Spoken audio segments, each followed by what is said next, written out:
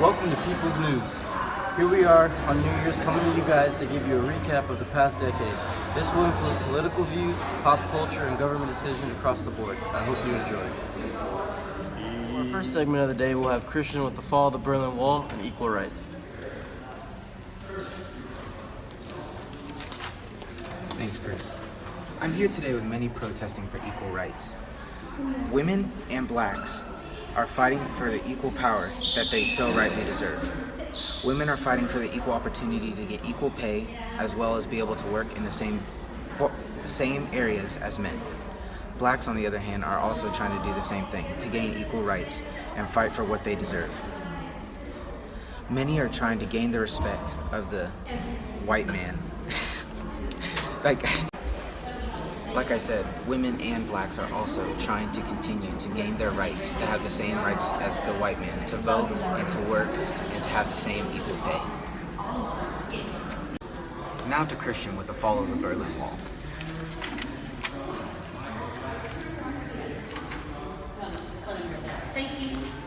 Thanks, Christian. Today is a historic day. The Cold War is finally over. East and West Berlin have come to peace and have agreed to tear down the wall that's separating communism from other beliefs. This is also a great day for many other countries who have been battling with communism versus other beliefs. Communist countries hope that this could be the end of communism forever.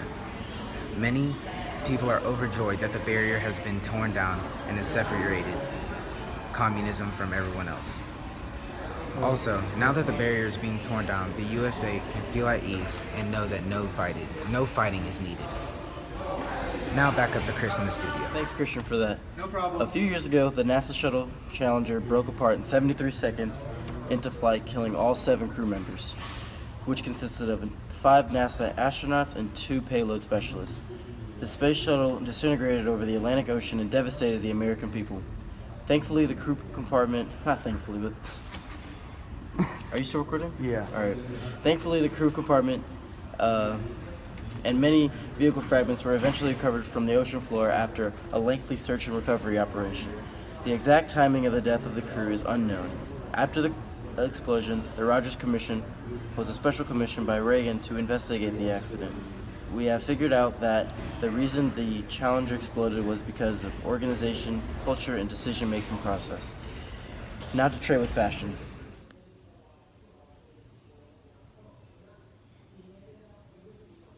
Thanks, Chris. In the 1980s, culture was striving. Now, in this particular segment, Chris, I'm going to focus in on the music of the century. Let's take a quick look at the top grossing music of the 80s, starting off with Don't Stop Believin' by Journey. And you can't forget about Michael Jackson.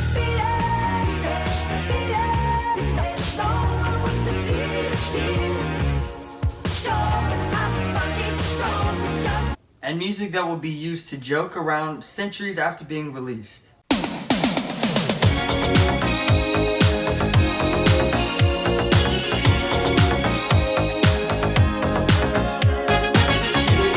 And songs like Take On Me by a-ha and Down Under by Men at Work.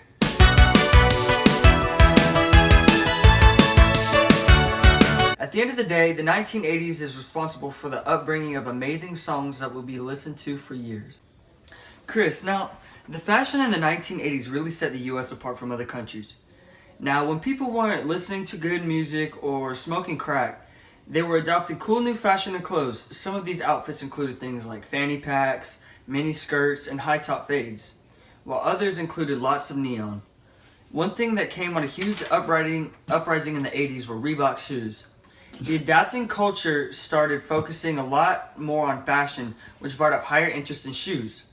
Things like high-top Reeboks and retro shoes started popping up everywhere. With females though, Chris, spandex, crop top shirts, large hoop earrings, and things of that nature were showing way more dominance. Some hairstyles other than high-top fades were perms and side ponytails. And who can forget about parachute pants? The iconic long and bright colored pants were a staple of the decade. The last thing that showed up a lot in the 1980s was silk shirts. There's no doubt, Chris, that in the 1980s, it was a huge... There's no doubt that in the 1980s, Chris, there was a... Chris, there's no doubt... Read the paper. Chris, there's no doubt that in the 1980s, fashion and music became a huge staple for the United Thanks, States. Trey. Iran-Contra affair is also referred to as Irongate. This was a political scandal in the United States that occurred during the second term of Reagan's administration. Senior officials secretly facilitated the sale of arms to Iran, which was the subject of an arms embargo. They hoped to fund the Contras while at the same time negotiating the rescue of several U.S. hostages under the Blood Amendment. Further funding of the Contras by the government had been prohibited by Congress. The scandal began as an operation to free 7 American hostages being held in Lebanon. It was planned that Israel would ship weapons to Iran and the United States would resupply Israel and receive the hostages. While President Ronald Reagan was a supporter of the Contra cause, the evidence is disputed to us whether or not he authorized the decision of the money raised by the Iran. Dang, dude. Just go. Okay. The diversion of money raised by the Iranians sales to the Contras. Handwritten notes in December of 1985 indicate that Reagan was aware of the potential hostage transfer with Iran, as well as the sale of missiles to moderate elements within the country. Now to Trey in the field. Now let's go to Alejandro with the scoop. Thanks, Trey. To start off tonight, we're going to talk about Reagan and the economy. Reagan took leadership of the economy in 1981. When he got the economy, it was in horrible shape, almost as bad as the Great Depression. Reagan promised the citizens that he would restore prosperity by getting the government off the backs of American people by cutting taxes and deregulating the economy. After 1982, Reagan's promises and faith began to be rewarded with a long and strong economic boom. So to conclude, Trey, the Reagan era was remembered as a period of great prosperity. Also, Trey, I want to talk about some of the serious social problems. A big social problem is the growth of HIV and AIDS. If you don't know what AIDS are, it is a serious virus that destroys the immune system and allows other sicknesses to attack the body.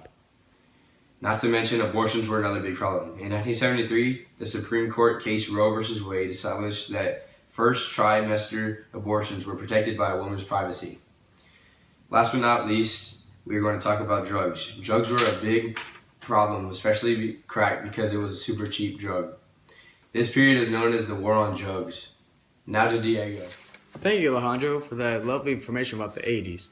Now, for today's topic, we'll be talking about the Strategic Defensive Initiative, the SDI. It was a plan by President Reagan during the time to destroy any Soviet mid-flight attacks, nicknamed largely in the mainstream media as Star Wars, after the popular 1977 film by George Lucas. The SDI was a defensive system against potential nuclear attacks from the Soviet Union. This was proposed by President Ronald Reagan on television on date March 23, 1983. The main goal for the system was to protect the United States from any nuclear attacks. This program did not turn out to be cheap at all, probably one of the most expensive programs ever funded by the United States of America. The SDI was estimated to have a cost of at least $100 billion on missile defensive programs. It was not an easy time for the U.S. military. Now, for the next topic. And for some more informational news, today we'll be talking about Mikhail Gorbachev and the fall of the USSR. Mikhail Gorbachev, Soviet official and General Secretary of the Communist Party, from years 1985 to 1991, later became president of Soviet Union. His efforts to democratize his country's political system and decentralize its economy led to the downfall of communism and the breakup of the Soviet Union. He ended the Soviet Union's post-war domination of Eastern Europe. The fall of the Berlin Wall in 1989, November 9th, symbolized the liberation of the USSR. When Gorbachev became General Secretary of the Communist Party of the Soviet Union, he launched his nation on a dramatic new course. His dual program of perestroika, which means reconstructing, and the glasnost, which means openness, introduced profound changes in economic practices, internal affairs, and international relations. Within 5 years, Gorbachev's revolutionary program swept communist governments throughout Eastern Europe from power and brought an end to the Cold War.